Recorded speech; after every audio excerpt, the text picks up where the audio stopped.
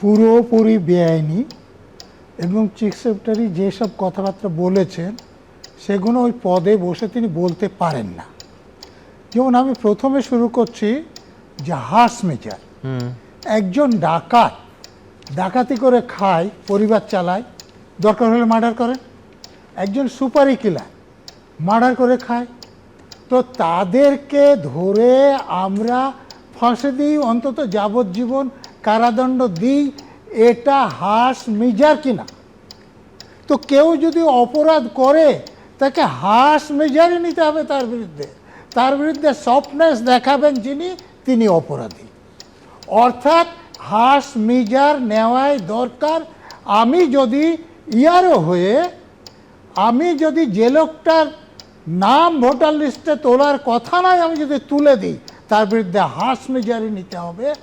Chief secretary এটা একদম অন্যায় কথা বলেছেন, অপরাধ করেছেন, তার সাজা হবে। নজরুল, আমি পুরো বাক্যটা পড়ি। আমি বলছি যে আপনি বলছেন হার্শ মেজার, আমি বলছি যে তার সঙ্গে একটা দরাজ সার্টিফিকেট আছে, against this officer who have consistently demonstrated sincerity and competence may be a disappropriately harsh measure.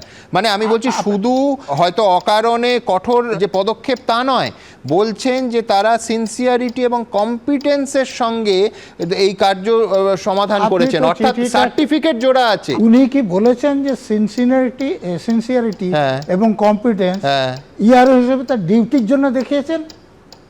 বলেছেন কি? এরা আপনি ব্যাখ্যা করছেন না, আমি একদম সঠিক ব্যাখ্যা করছি।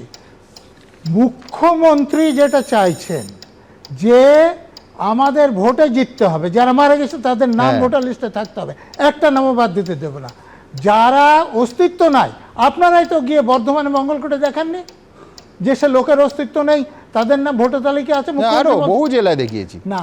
তো এইটা মুখ্যমন্ত্রী বলছেন একটা নাম বাদ দিতে দেবো না। ওরা তো এরকম যে লোক নাই তাদের নাম ভোটার লিস্টে তুলে দিয়েছে। তো মুখ্যমন্ত্রী যেটা চাইছে সেই চাওয়ার প্রতি তো ওরা যথেষ্ট সিনসিয়ারিটি এবং কম্পিটেন্স দেখিয়েছে। চিফ সেক্রেটারি চিঠি থেকে বের করে দেখান। হ্যাঁ, বলছেন যে ডিটেইল এনকোয়ারি হওয়ার আগে এই পদক্ষেপ নেওয়া যাবে না। এই তো ডিটেইল এনকোয়ারি করার উনি কে? উনি কি ইলেকশন কমিশনের লোক? এই লোকগুলো যে কাজগুলো করেছে তারা তো ইলেকশন কমিশনের ডেপুটেশন তার জন্যে। এখানে উনি এনকোয়ারি করতেই পারেন না, ওনার কোনো ক্ষমতাই নাই, আমি বলছি।